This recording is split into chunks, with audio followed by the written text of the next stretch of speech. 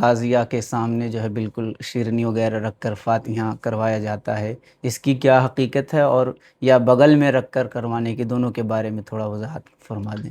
محرم الحرام کے مہینے میں مچھلی نہیں کھانا چاہیے، یعنی فاتحہ بھی کر سکتے ہیں اور کھا بھی کھا سکتے بھی ہیں۔ سکتے ہیں، محرم الحرام میں کوئی پرہیز کوئی نہیں؟ کہ بہت سارے لوگ کہتے ہیں کہ اگر ہم تعزیہ داری یا تعزیہ نہیں بیٹھائیں گے تو ہمارا بنا کام بگڑ جائے گا، یا مطلب اس طرح کا سکون نہیں ملے گا، کوئی انتقال کر جائے گا، کوئی کچھ کر جائے گا، تو اس حوالے سے جو عوام کے ذہن میں بیٹھا ہوا ہے تو اس کو کس طریقے سے نکالنے کی ہم کو کوشش کرنی کہ چاہیے؟ کچھ ایسے ہوتے ہیں ماں باپ کی جو منت مانتے ہیں کہ میرا بیٹا پیدا ہوگا تو جو چلنے کے قابل ہو جائے گا تو ہم جو ہے جھنگڑیا بنائیں گے اس کو۔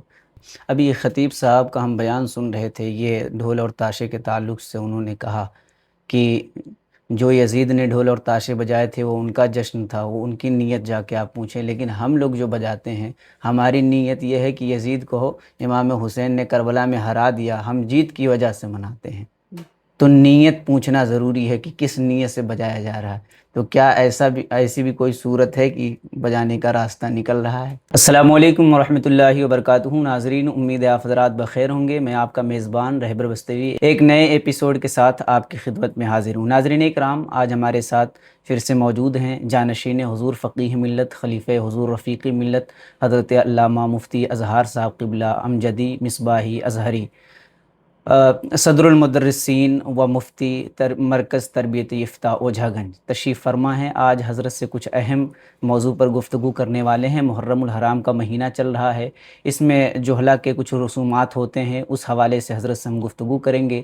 تو آئیے حضرت سے ملاقات کرتے ہیں اور محرم الحرام کے تعلق سے کچھ باتیں حضرت سے کرنا ہے تو وہ بھی کرتے ہیں۔ السلام علیکم ورحمۃ اللہ وبرکاتہ۔ وعلیکم السلام ورحمۃ اللہ خیریت سے ہیں وبرکاتہ۔ حضرت؟ الحمدللہ۔ حضرت کچھ سوالات ہم لے کے آپ کی بارگاہ میں حاضر ہیں محرم الحرام کے تعلق سے۔ تو سب سے پہلے تو ہم محرم الحرام کے مہینے کی اہمیت جاننا چاہیں گے کہ اس کی اہمیت کتنی ہے؟ جی، بسم اللہ الرحمن الرحیم۔ دیکھیے، ویسے تو اللہ تبارک و تعالیٰ نے تمام ایام کو پیدا کیا اور مسلمانوں کو اس میں سانس لینے کی، بلکہ پورے انسانیت کو اس میں سانس لینے کی گنجائش عطا فرمائی۔ ہمارے لیے تمام ایام بہتر ہیں، لیکن اللہ تبارک و تعالیٰ نے ان میں سے کچھ مہینے، کچھ دن کو معظم اور مکرم بنایا ہے۔ انہی میں سے یہ محرم الحرام کا مہینہ بھی ہے۔ اسے شہر اللہ بھی کہا جاتا ہے، یعنی اللہ تبارک و تعالیٰ کا مہینہ۔ تو اس سے خود اس مہینے کی عظمت سمجھ میں آ جاتی ہے۔ اور مزید بخاری شریف کی حدیث ہے، حضرت عائشہ صدیقہ رضی اللہ تعالی عنہ سے مروی ہے کہ پہلے محرم الحرام کی 10 تاریخ کو روزہ رکھنے کا حکم تھا مسلمانوں کو۔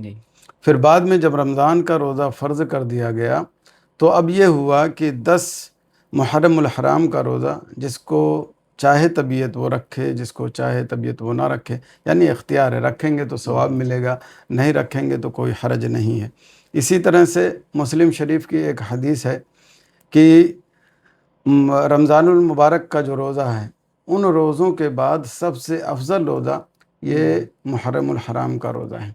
تو شہر اللہ سے اور ان دونوں حدیثوں سے محرم الحرام کی کیا اہمیت ہے ایک مسلمان کے لیے، وہ پورے طور سے ہمارے سامنے واضح ہو کر آ جاتی ہے۔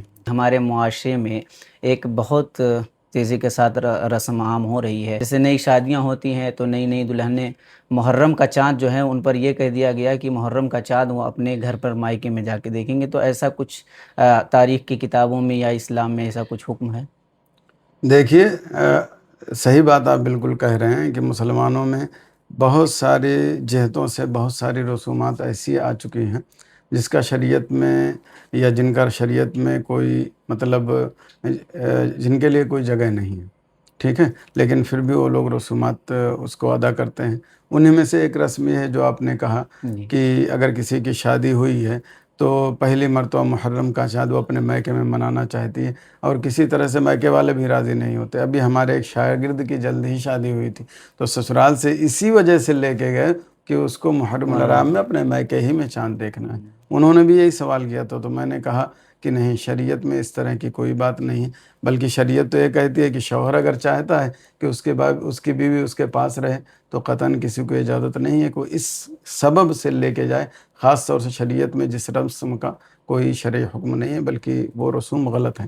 یہ جوہلا کا رواج ہے حکومت جولا جی۔ کے رواج تو ہے۔ کچھ ایسا بھی ہوتا ہے کہ کچھ لوگ گاؤں کی وجہ سے مجبور ہوتے ہیں کہ ایک چال چلن ہے، وہی ان کی پرمپرا ہے، وہی کرتے آ رہے نہیں، ہیں۔ دیکھیے چاہے گاؤں کے لوگ ہوں یا کوئی بھی ہو، جی شریعت اسلامیہ سب پر حاکم ہے۔ جی تو شریعت اگر کہتی ہے کہ یہ رسم درست ہے تو آپ کو منانا ہے، اور اگر شریعت کہتی ہے رسم غلط ہے تو کسی گاؤں کے فرد کی وجہ سے یا رسم و رواج کی وجہ سے اس کو ایکسیپٹ قبول نہیں کرنا چاہیے، یا کسی دباؤ کی وجہ سے قبول نہیں کرنا چاہیے، کیونکہ شریعت حاکم ہے، کوئی رسم، کوئی آدمی، کوئی پرسنل فرد وہ حاکم نہیں۔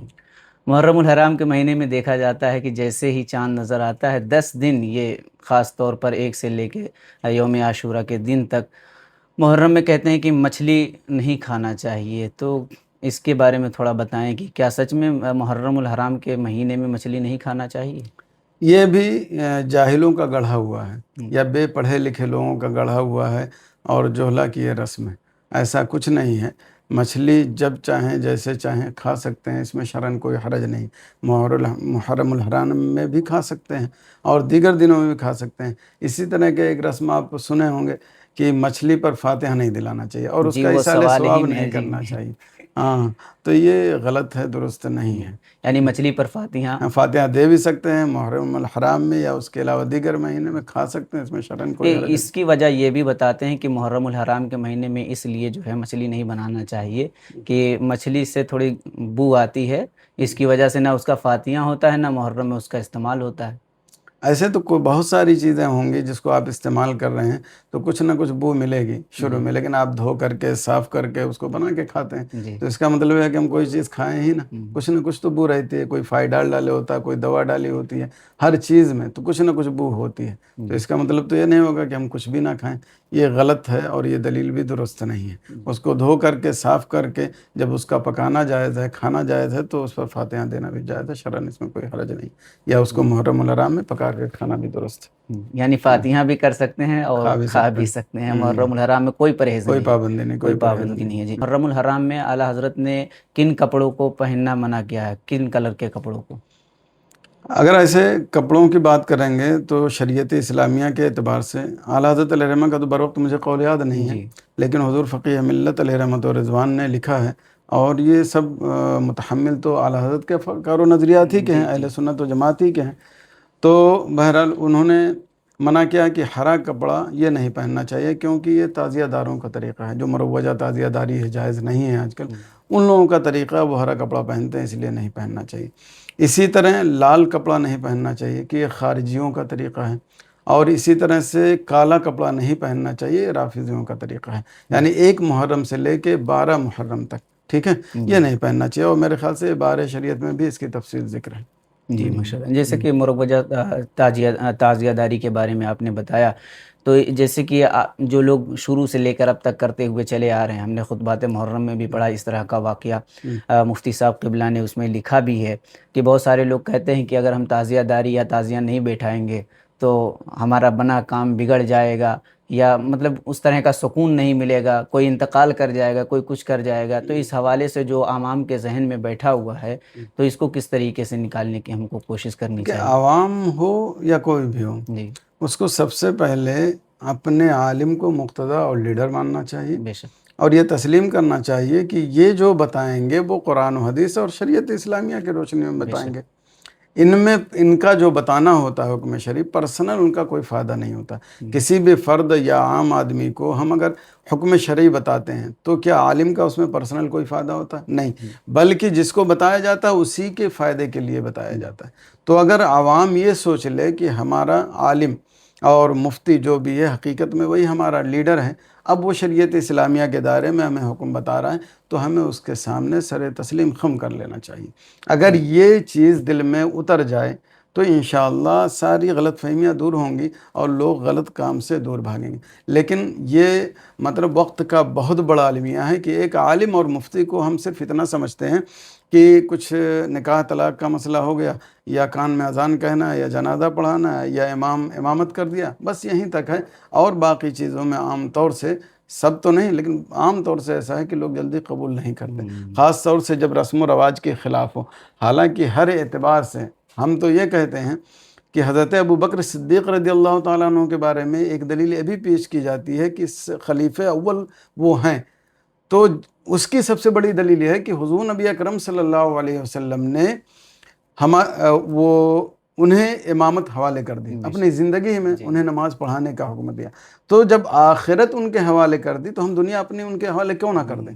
تو ایسے ہی مفتیان کرام اور علماء کرام کے تعلق سے نظریہ آج عوام کو قائم کرنا چاہیے کہ جب ہم ان کے پیچھے نماز پڑھتے ہیں، ان کے پیچھے جنازہ پڑھتے ہیں اور سب آخرت کی جو چیزیں ان کے حوالے کیے ہوئے ہیں، تو اور بھی دیگر احکام اور دنیاوی کام بھی ان کے حوالے کرنا چاہیے۔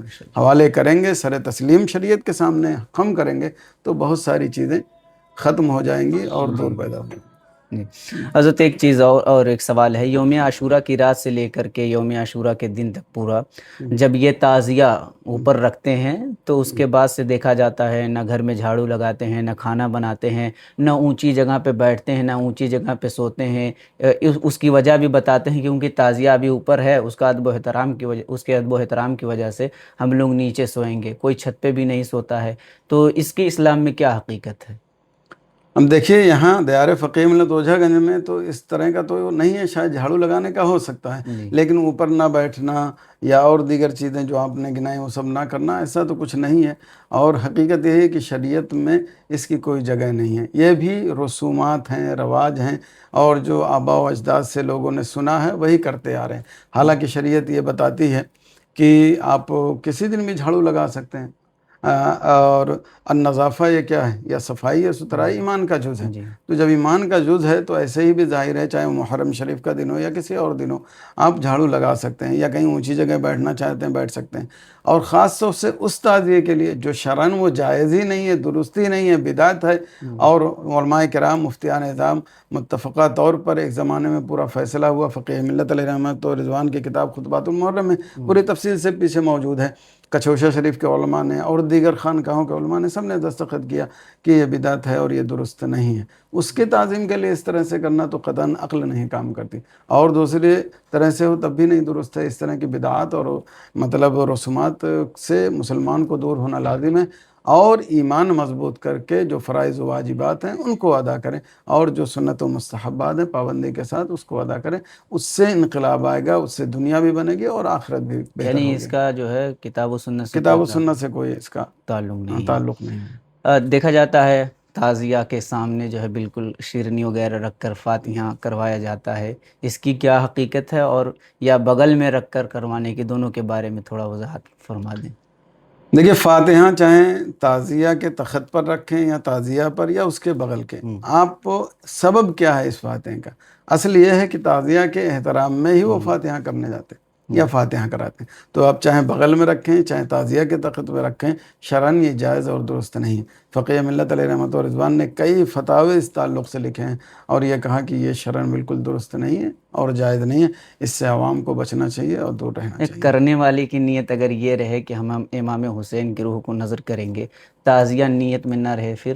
نہیں، تعزیہ نیت میں نہ رہے وہ ٹھیک ہے، میں یہ نہیں کہہ رہا ہوں کہ فاتحہ نہیں ہوگا، فاتحہ تو ہو ہی جائے گا، وہ لا کے کرے کہیں بھی کرے فاتحہ ہو جائے گا، لیکن تعزیہ کے احترام میں کرنا یہ غلط ہے، یہ درست نہیں ہے، یہ طریقہ نہیں صحیح ہے۔ فاتحہ آپ کو گھر ہی پہ کرنا چاہیے یا مسجد میں کرا لیجئے، ایسے تعزیہ کے احترام میں، اور یہ مروجہ تعزیہ داری جو بالکل جائز اور درست نہیں۔ اصل میں تعزیہ نام کس کا ہے؟ تعزیہ نام اس کا ہے کہ امام حسین رضی اللہ عنہ کا جو مزار ہے قبہ اس کی شکل میں بنائیں۔ آپ ہمیں بتائیں اس شکل کے کوئی بھی تعزیہ ہوتے ہیں؟ عام طور سے نہیں ہوتے ہیں، تو پھر اس کے احترام میں ایسے بھی درست نہیں ہے اور شرعاً یہ جائز نہیں ہے، علماء کرام ہمیشہ منع کرتے آئے ہیں۔ اگر امام حسین کے روضے کا نقشہ بنا کر رکھ دیا جائے تو اس کا ادب و احترام کرنا، ادب و احترام تو کرنا ہی چاہیے، لیکن اس طرح کی چیزیں نہیں لانی چاہیے جس سے عوام مطلب غلط راستے پر جا سکے، یا چونکہ عوام کا دل دماغ اور ساری چیزیں اتنی مضبوط نہیں ہوتی ہیں، اس سے وہ طرح طرح کی چیزیں ایجاد کر لیتے ہیں۔ ٹھیک ہے، ہمارے ہر سوال کے جواب میں اس کا قرآن و سنت سے کوئی تعلق نہیں ہے، یہ عوامی مسئلہ ہے، اپنے سب بنائے ہوئے اپنے اعتبار سے گڑھے ہوئے جو ہے یہ کام ہے۔ کچھ اور ہے اس میں سوال جو ہے، کچھ ایسے ہوتے ہیں ماں باپ کی جو منت مانتے ہیں کہ میرا بیٹا پیدا ہوگا تو جو چلنے کے قابل ہو جائے گا تو ہم جو ہے جھنگڑیا بنائیں گے اس کو، یعنی 9 محرم کی رات سے لے کر 10 محرم کے دن تک جب تعزیہ اوپر رہتا ہے تو اس کو پوری رات گشت کروائیں گے، اور تعزیہ کے ارد گرد جو ہے چکر لگوانے کا کام ہوتا ہے، رات بھر آرام بھی نہیں کرتے ہیں وہ لوگ، چلتے ہی رہتے ہیں۔ تو جھنگڑیا بننا یہ کیسا ہے، اس کے بارے میں بھی بتائیے گا، اور جنہوں نے منت مان لی ہے تو اب کیا ان کو یہ جھنگڑیا اپنے بچوں کو بنانا ضروری ہے، یا کیا کوئی اس کا اور طریقہ ہے؟ دیکھیے، جو منت کوئی بھی انسان مانگتا ہے، یا تو شرعاً کوئی ثواب و اجر کا کام ہو، یا کم سے کم مباح ہو، یعنی شریعت میں اس پر کوئی اعتراض نہ ہو، تو پھر ایسی صورت میں وہ منت مانی جائے تو وہ پوری کی جائے۔ کچھ منتیں پوری کرنی ضروری ہوتی ہیں، جیسے کہہ دیا کہ اگر ہمارا فلانا کام ہو جائے تو میں روزہ رکھوں گا 1 دن 2 دن، تو وہ لازم ہو جائے گا۔ اور کچھ مباح ہوتی ہیں، جیسے کہ ہم مدار شریف پہ چادر چڑھائیں گے، تو ٹھیک ہے، اگر یہ منت مانی ہے تو اگر چڑھا دے تو بہتر ہے، نہ چڑھائے تو کوئی گناہ نہیں ہوگا، بہتر ہے کہ چڑھا دے جب مانی ہے، ٹھیک ہے۔ تو یہ اس طرح سے، لیکن اگر کوئی ایسی منت ہے جو جائز نہیں ہے شرعاً، یا بدعت ہے یا لوگوں کی رواج ہے، تو وہ تو جائز بھی نہیں، اس کو پورا کرنا بھی درست نہیں۔ اور جھگڑیا یہ انہی میں سے ہے، ٹھیک ہے، یعنی جھگڑیا کی منت ماننا یا وہ پھر ساری رات اس کے لیے گھمانا اور اس طرح سے گردش کرانا، یہ شرعاً جائز اور درست نہیں۔ عوام کو اس سے بچنا چاہیے، اور جو بھی لوگ اس طرح کے کرتے ہیں وہ سوچیں کہ ہمارا جو عقیدہ ہے وہ قرآن پر ہے، حدیث پر ہے، اور قرآن و حدیث پہ جو مسائل نکلتے ہیں، جو علماء مفتیان کرام بتاتے ہیں، انہیں کے اعتبار سے چلنا ہے۔ اور جب ان چیزوں کی اس میں کوئی جگہ نہیں ہے تو اس سب منتوں کو پورا نہیں کرنا چاہیے۔ اور ایک چوکا ایک بنایا جاتا ہے خاص طور پر وہ فاتحہ کرنے کے لیے، روزہ رکھنے کے لیے، یہ خصوصاً جو ہے وہ 10 محرم ہی کو استعمال کیا جاتا ہے، اور یا فاتحہ وغیرہ کرنے کے لیے اس کا استعمال ہوتا ہے، چراغ ہے، اگربتی یہ سب جلاتے ہیں۔ تو کیا خصوصی کوئی جگہ ایسا کر کے ایسا فاتحہ دلانے کے لیے کوئی کام کر سکتے ہیں؟ اگر آپ فقہ ملت العلماء کو پڑھیں گے اور دیگر مفتیان کرام کو پڑھیں گے تو انہوں نے چوک پر بھی فاتحہ کرنے سے منع کیا، ٹھیک ہے، اور چوک پر فاتحہ دینا جائز نہیں۔ اور تعزیہ کے بارے میں جو حکم ہے وہ باہر لے جانے کی اجازت ہی نہیں، اگر آپ کو بنانا ہے بنا کے آپ اپنے گھر پہ رکھیے، اور وہ بھی کون سا تعزیہ، جو حضرت امام حسین رضی اللہ عنہ کے نقشے کا ہو، وہ ٹھیک ہے، اس کے احترام میں اس طرح سے آپ رکھ کر کے احتراماً وہ مطلب اس کو عزت احترام سے دیکھ سکتے ہیں۔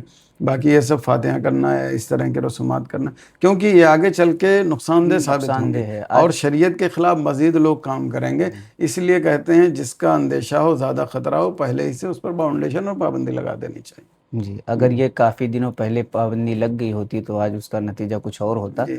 تو یہ جب ہم لوگ کچھ بتاتے ہیں کہ ایسا نہیں کرنا چاہیے، جو علماء ہمارے بیچارے سامنے آ کر کے ایسی باتیں سمجھاتے ہیں، تو 10 محرم تک تو بالکل لوگ نہیں مانتے ہیں، ان کی خلاف ورزی کر جاتے ہیں، ان سے لڑنے کے لیے تیار ہو جاتے ہیں۔ تو جو ان سے بغاوت کرنے لگتے ہیں، جو صحیح باتیں بتاتے ہیں کہ محرم میں یہ کرنا چاہیے، نہیں کرنا چاہیے، ان کے خلاف جو ہو جاتے ہیں، ان کا کیا ہوگا کل میدان محشر میں؟ دیکھیے، عالم کی ذمہ داری، مفتی کی ذمہ داری یہی ہے کہ شریعت اسلامیہ کی روشنی میں جو احکام ہیں وہ لوگوں تک پہنچائے۔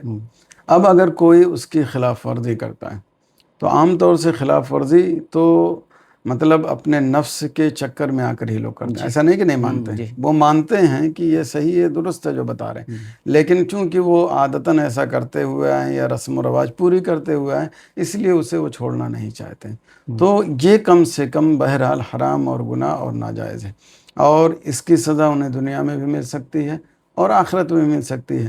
اور مان لیں اللہ تبارک و تعالیٰ کی مرضی کہ دنیا میں نہ دے تو بہت امکان ہے کہ آخرت میں دے، اور انسان کو بہرحال اپنی آخرت بہتر بنانے کی کوشش کرنی چاہیے۔ دنیا یہ آخرت کی کھیتی ہے، آپ اچھا عمل کرو گے تو آخرت میں وہ آپ کو فائدہ ملے گا۔ حدیث کے مطابق 3 چیز انسان کے مرنے کے بعد اس کے ساتھ جاتی، ٹھیک ہے، ایک ہے اس کا سامان، اور ایک ہے اس کے اہل و عیال، سامان کا مال کہہ لیجئے، دوسرے اہل و عیال، اور تیسرا اس کا عمل۔ اہل و عیال جو ہیں وہ بھی آپ کو چھوڑ کے چلے آئیں گے، اور مال بھی آپ کا جو ساتھ میں گیا وہ بھی واپس ہو جائے گا۔ جو عمل ہے آپ کا، چاہے اچھا ہو چاہے خراب ہو، وہی آپ کے ساتھ جائے گا۔ اور یہ بات طے ہے اور مسلم ہے کہ جو اچھا عمل ہوگا وہی آپ کے کام آئے گا، جو برا عمل ہوگا وہ آپ کے کام نہیں آئے گا بلکہ آپ کے خلاف ہوگا۔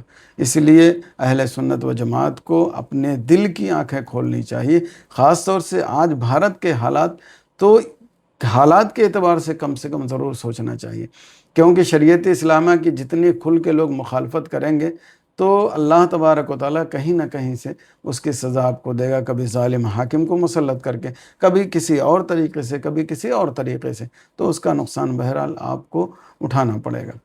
ابھی ساری چیزیں جب شروع ہو گئی ہیں جو کتاب و سنت سے تعلق نہیں ہے، لیکن اب اپنوں کو دیکھ کر کے اس میں برادران وطن بھی کچھ حصہ لیتے ہیں اور ان کی بھی عقیدت ہے، تو کچھ لوگ سوچتے ہیں کہ اس کو کنٹینیو ہی کیا جائے، کیونکہ اب اس سے تعلق ان کا بھی عقیدہ اسی میں جڑ گیا ہے، تو اب اس کا کیا جواب ہونا چاہیے؟ اب یہ دیکھیے، ہم نے پہلے بھی بتایا کہ حاکم وہ شریعت اسلامیہ ہے، جی ٹھیک ہے۔ شریعت اسلامیہ جب حاکم ہے تو جب ہم اپنے افراد کے لحاظ کر کے ہم یہ نہیں کہہ سکتے نہیں اس کو کرو، شرعاً اس کی گنجائش نہیں نکل پا رہی، تو ہم غیر لوگوں کا لحاظ کر کے اس کی گنجائش کیسے نکال سکتے ہیں؟ بالکل نہیں نکل سکتی۔ اگر آپ چھوڑ دیں گے تو وہ لوگ آٹومیٹک چھوڑ دیں گے، ٹھیک ہے۔ شریعت جتنی اجازت دیتی ہے آپ اتنا کریے، جتنی اجازت نہیں دیتی وہ مت کریے۔ اور غیر اگر کوئی بات کہتے ہیں کبھی اس طرح کی باتیں کہ آپ کو کرنا چاہیے، آپ کیوں نہیں کر رہے ہو، یا اس طرح کی باتیں، تو ان کو کہنا چاہیے دیکھیے ہمارے جو مقتدیٰ ہیں وہ عالم اور مفتی ہیں اور شریعت کے وہی جانکار ہیں، اسلام کے صحیح معنوں میں وہی جانکار ہیں۔ اب وہ کہہ رہے ہیں، بلکہ زمانے سے کہتے آ رہے ہیں، اب کی بات نہیں ہے، شروع ہی سے کچھ نہ کچھ لوگ سمجھاتے آ رہے ہیں، تو ہم لوگ اب تک نہیں سمجھ پائے تھے، لیکن اب ہم نہیں کرنا چاہ رہے ہیں، وہی صحیح ہے جو علماء نے بتایا ہے، ٹھیک ہے۔ اگر آپ یہ بتا دیں گے کہ ہمارا اسلام کہتا ہے تو ہم نہیں کرتے ہیں، جیسے کہ آپ اپنے دھرم کے اعتبار سے چلتے ہیں ان کو سمجھانے کے لیے، ورنہ حقیقت یہ ہے کہ ہمارا اسلامی ہمیں سب سے محبوب ہے، ہمیں کسی سے مقابلہ کرنے کی ضرورت نہیں، وہ اسلام جو کہتا ہے ہم اس کے حساب سے چلیں گے، اسی کے حساب سے رہیں گے۔ تو مفتی صاحب آپ ہی رہنمائی فرما دیں کہ محرم الحرام کا اصل پیغام کیا ہے؟ اگر محرم الحرام کے مہینے کے اعتبار سے دیکھیں، ٹھیک ہے، تو اسلامی نقطۂ نظر سے یہ مہینہ امن اور شانتی کا ہے، ٹھیک ہے، تو اس کا بھی خیال کرنا چاہیے۔ اور دوسرے یہ ہے کہ محرم الحرام کی بہت جہت سے فضیلتیں بھی ہیں، وہ ہم نے آپ کو روزے کے تعلق سے بیان اب بتایا، اور یہ کہ اللہ کا مہینہ ہے اس اعتبار سے بھی یہ محترم ہے، ٹھیک ہے۔ اور تو اس سے ہمیں سمجھ میں آتا ہے کہ اس مہینے میں ہمیں عبادت کرنا چاہیے اور نیک کام زیادہ کرنے چاہیے، اور مطلب دیگر نیک کام کرنے کی کوشش کرنی چاہیے۔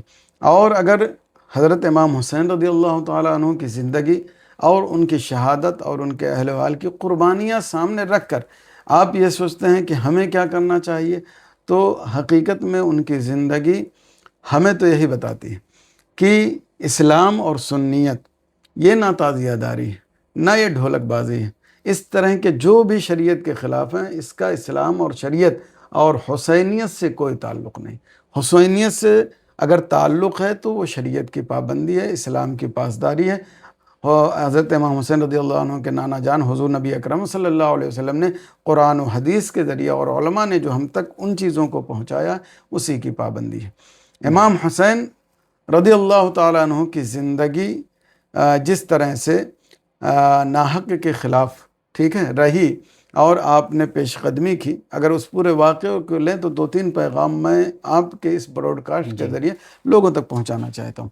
ایک تو امام حسین رضی اللہ تعالیٰ عنہ جو کوفہ آنے کے لیے تیار ہوئے تو وہ خود سے نہیں آئے، وہاں کے لوگوں نے بلایا، اور جب وہاں پر پہنچ گئے قریب اس کے، تو گفتگو ہی کچھ جس کی بنیاد پر آپ واپس ہونے کے لیے بھی تیار ہو گئے، ٹھیک ہے، جب حالات معلوم ہیں۔ پھر اس کے بعد یزیدیوں نے گھیراؤ کیا اور انہیں جانے نہیں دیا، 2 شرط رکھی، یا تو آپ بیعت کریے یا تو جنگ کے لیے تیار ہو جائیے، یزید سے بیعت کیجیے۔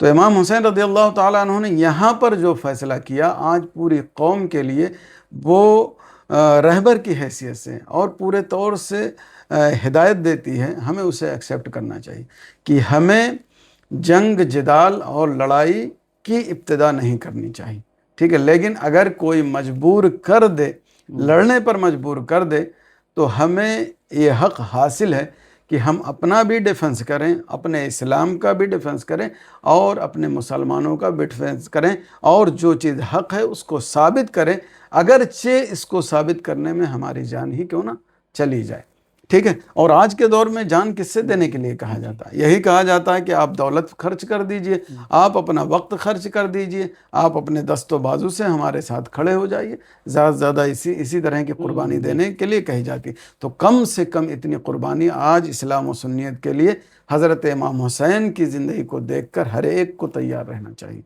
اور ایک پیغام اور جی کہ حضرت امام حسین رضی اللہ تعالیٰ عنہ 72 زخم کھائے جیسا کہ مشہور ہے. جی اس کے باوجود آپ سجدے میں گئے ایسی حالت میں. یہ سجدہ پوری قوم مسلم کو اس بات کی دعوت دیتا ہے کہ اگر حضرت امام حسین رضی اللہ تعالی عنہ 72 زخم کھا کر کے بھی سجدے میں جا سکتے ہیں تو آج کا مسلمان کیا، جس کے سب کچھ سلامت ہے، ذرہ برابر کہیں زخمی نہیں ہے، کیا وہ 5 وقت مسجد عبادت کرنے کے لیے نہیں آ سکتا ہے؟ یہ امام حسین کا آخری سجدہ پوری قوم کو سوچنے پر مجبور کرتا ہے. اگر یہ قوم اپنے دل کی آنکھ کھولے، جس دن یہ دل کی آنکھ کھول لے گی تو امام حسین کا نام لیتے ہی ان کے کردار کو اپنانے کی کوشش کرے گی. آج عجیب کیفیت ہے، ہم نام لیتے صرف ایسا نہیں کہ امام حسین رضی اللہ تعالیٰ عنہ کا معاملہ ہے. آپ دیکھیں گے امام حسین کا بھی نام لیتے ہیں، دیگر بزرگان دین کا بھی نام لیتے ہیں، حضور نبی اکرم صلی اللہ علیہ وسلم کا بھی نام لیتے ہیں، قرآن کا نام لیتے ہیں، حدیث کا نام لیتے ہیں، علماء کا نام لیتے ہیں، ٹھیک ہے، اور بھی بہت ساری چیزوں کا نام لیتے ہیں.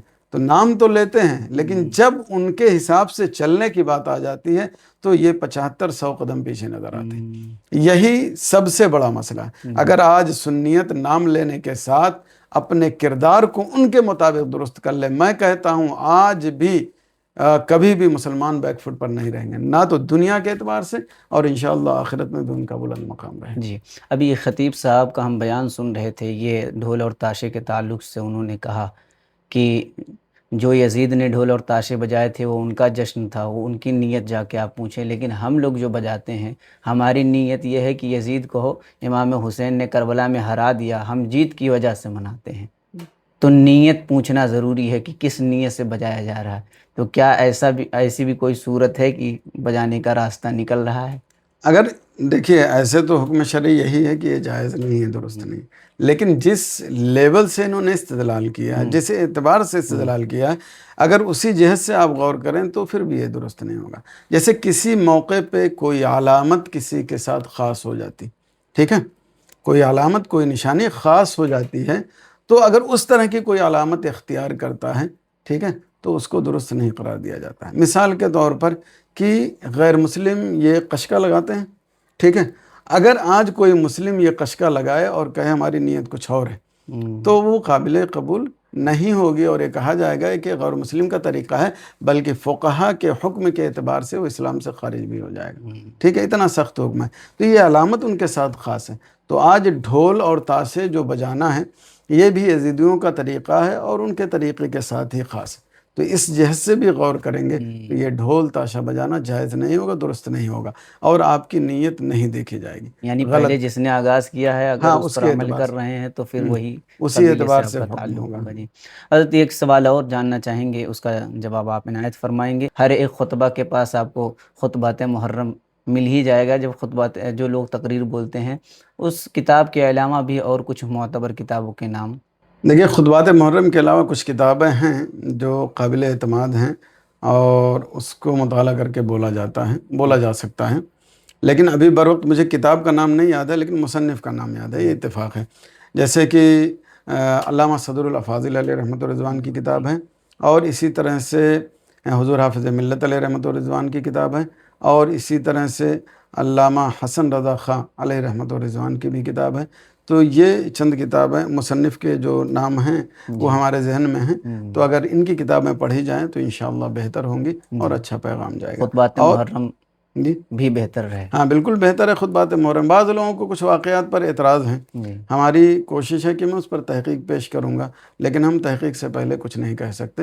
فی نفسی ابھی وہ قابل اعتماد ہے اور ضرور اس کے ذریعے بولنا چاہیے اور سننا چاہیے. جی حضرت ایک سوال اور تھوڑا سا اس سے ہٹ کے ہم کریں گے جمعہ کے تعلق سے. دیہات میں اور شہر میں جو جمعہ ہے اس تعلق سے کرنا چاہیں گے. جب دیہات میں ہم نماز جمعہ ادا کرتے ہیں تو نماز جمعہ کے بعد نماز جمعہ کے پہلے 4 رکعت ظہر کی سنت ادا کرتے ہیں، اور جمعہ کی نماز کے بعد 4 رکعت فرض جو ہے وہ ظہر کی ادا کرتے ہیں۔ لیکن اگر شہر میں ہم پڑھتے ہیں تو وہی نماز 4 رکعت سنت، پھر جمعہ کی نماز کے بعد پھر 4 رکعت سنت ادا کرتے ہیں۔ تو یہ الگ الگ کیوں؟ شہر میں بھی جمعہ کی نماز ہو رہی ہے، دیہات میں بھی جمعہ کی نماز ہو رہی ہے، تو یہاں سنت کیوں اور یہاں فرض کیوں؟ اصل میں دیکھیے، جو کوئی چیز کہیں فرض ہوتی ہے یا کسی کے لیے سنت ہوتی ہے تو یہ کسی کا اپنا بنایا ہوا نہیں ہوتا یا اپنے طریقے سے بتایا ہوا نہیں ہوتا، بلکہ یہ قرآن و حدیث کی روشنی میں جو فقہاء کرام نے حکم استخراج کیا اس کے اعتبار سے ہوتا ہے۔ تو شریعت اسلامیہ میں جی دیہات اور شہر کا جمعہ کے لیے فرق کیا گیا ہے۔ مصنف عبدالرزاق ہے، بہت مشہور کتاب ہے، ٹھیک ہے، اس میں ایک حدیث درج ہے کہ حضرت علی رضی اللہ تعالیٰ عنہ نے فرمایا کہ جمعہ اور تشریق یہ صرف شہر میں، دیہات میں نہیں، ٹھیک ہے۔ تو اس حدیث سے پتہ چلا کہ جمعہ جو فرض ہے وہ شہر میں ہے، دیہات میں نہیں۔ اب ظاہر سی بات ہے، جب دونوں جگہ کا حکم الگ الگ ہوا تو نماز بھی الگ الگ ہوگی، ٹھیک ہے۔ اب ہم دیہات میں جب نماز پڑھتے ہیں تو 4 رکعت سنت ظہر پڑھتے ہیں، اس کے بعد 2 رکعت پڑھتے ہیں جماعت کے ساتھ۔ وہ جمعہ کی نماز فرض نہیں ہوتی ہے، وہ نفل نماز ہوتی ہے۔ آپ نام کچھ بھی دے دیں، جب وہ فرض ہے ہی نہیں تو آپ کیا ہوگی؟ وہ نفل نماز ہی ہوگی۔ مثال کے طور پر ابھی ظہر کا وقت نہیں ہوا ہے، ٹھیک ہے، یا ظہر کا وقت ابھی نہیں ہوا ہے اور آپ ظہر کی نیت کر کے نماز پڑھیں، ٹھیک ہے، تو وہ کیا ہوگی؟ آپ کی نماز نفل ہی تو ہوگی۔ تو جب وقت ہوا ہی نہیں اور آدمی اس کی نیت کر کے پڑھے گا تو وہ نفل ہی نماز ہوگی، ٹھیک ہے۔ اب یہ رہا کہ اس کو ہم پڑھتے کیوں ہیں؟ ظاہر سی بات ہے، کچھ چیزیں فتنے اور فساد اور اس طرح کی باتوں کا خیال کر کے اس کا لحاظ کیا جاتا ہے شریعت اسلامیہ میں، ٹھیک ہے۔ تو اب لوگ زمانے سے اس کو پڑھتے آئے ہیں، اب ان کو کہیں کہ نہیں آپ کو یہ نہیں پڑھنا ہے، نہیں ادا کرنا ہے، ظہر کی نماز صرف پڑھیے، تو یہ فتنہ فساد ہوگا اور لوگوں کے دل میں قدورت پیدا ہوگی اور بھی ساری چیزیں ہو سکتی ہیں جس کی وجہ سے اس کو باقی رکھا ہے۔ ورنہ صحیح یہ ہے کہ 4 رکعت ظہر کی نماز پڑھیں، پھر اس کے بعد 4 رکعت فرض پڑھیں، پھر 2 رکعت سنت پڑھیں، تو اتنی نماز ہونی چاہیے۔ لیکن چونکہ رائج ہے تو اب یہ کہہ دیا جاتا ہے کہ چونکہ دیہات میں ظہر فرض ہے، جمعہ فرض نہیں ہے، اسی لیے آپ لوگ ظہر کی نماز پڑھ لیں۔ اور بعض جگہوں پہ ایسا ہوا کہ جب فقہاء کرام نے دیکھا کہ یہ بالکل پڑھنے کے لیے تیار نہیں ہے، بتاتے ہیں پھر بھی نہیں پڑھتے ہیں، تو وہاں پر 2 رکعت جو جمعہ کے نام پہ پڑھی جاتی ہے، جو نفل نماز ہوتی ہے، 4 رکعت باجماعت پڑھنے لگے۔ جیسے کہ آپ بستی کے علاقے میں دیکھتے ہوں گے، حضور فقیہ ملت علیہ رحمت و رضوان نے یہ فتویٰ دیا، تو اس علاقے میں کافی لوگ یہ نماز پڑھتے ہیں۔ لیکن یہاں میں ایک بات کہنا چاہوں گا کہ جہاں ظہر کی نماز لوگ جماعت سے نہیں پڑھتے وہاں جبراً ان کو نہ کہیں، بس آپ ان کو سمجھا دیں کہ دیہات میں جمعہ فرض نہیں ہے، آپ ظہر نماز پڑھیں، سمجھائیں گے تو انشاءاللہ وہ لوگ مان جائیں گے۔ اور اگر موٹیویٹ کرنے سے سمجھ میں آ جاتا ہے اور کسی طرح کی کوئی غلط فہمی نہیں پیدا ہوتی ہے تو جمعہ کی وہ ظہر کی جماعت بھی قائم کی جا سکتی ہے۔ تو یہ دیہات کے اعتبار سے حکم ہوا اور شہر کا حکم الگ ہے۔ تو اس لیے شہر میں کیا ہے کہ 4 رکعت آپ جمعہ کی سنت پڑھیے، پھر 2 رکعت فرض پڑھیے، پھر 4 رکعت سنت پڑھیے، اور اعلیٰ حضرت علیہ رحمۃ الرضوان کے بعد اس کے 4 رکعت کے بعد بھی 2 رکعت سنت پڑھنا چاہیے۔ آپ نے اس کی سخت تاکید کی ہے کہ اسے نہیں چھوڑنا چاہیے۔ جی حضرت، یہ جمعہ جو دیہات میں قائم ہوئے ہیں اس میں اکثر تو مفتیان اکرام ہی جا کر قائم کرتے ہیں یا عالم دین ہی جا کر قائم کرتے ہیں، تو پھر ان کو تو جمعہ قائم ہی نہیں کرنا چاہیے جب جمعہ فرض ہی نہیں ہے۔ نہیں، اگر ایسے دیہات ہیں واقعی جہاں جمعہ فرض نہیں ہے تو وہاں قائم نہیں کرنا چاہیے۔ جی جی مفتی صاحب قبلہ، آپ کا بہت شکریہ۔ ناظرین اکرام، جیسا کہ آپ نے دیکھا کہ محرم الحرام کے مہینے کے تعلق سے اور جو جوہلا میں رسومات پھیلے ہوئے ہیں اس تعلق سے حضور مفتی اظہار صاحب قبلہ امجدی مصباحی صاحب قبلہ سے ہم نے سوال کیا، بڑے بہترین انداز میں حضرت نے جواب دیا، اور ہر سوال کے جواب میں ہمیں یہی پتہ چلا کہ جو لوگ جو جوہلا کر رہے ہیں، جو رسومات ان کے یہاں عام ہے، اس کا کتاب و سنت سے کوئی تعلق نہیں ہے۔ اس لیے ہم سنیوں کو چاہیے کہ ان سارے کاموں سے پرہیز کریں۔ مفتی صاحب قبلہ کا یہی پیغام ہے، حضور فقیہ ملت کا بھی یہی پیغام تھا، اور ہر سنی کا یہی پیغام ہے۔ ناظرین اکرام، امید ہے کہ آپ حضرات ان سارے رسومات سے پرہیز کریں گے۔ پھر ملتے ہیں کسی اگلے پوڈ کاسٹ کے ساتھ، تب تک کے لیے ہمیں اجازت دیجیے۔ السلام علیکم ورحمۃ اللہ۔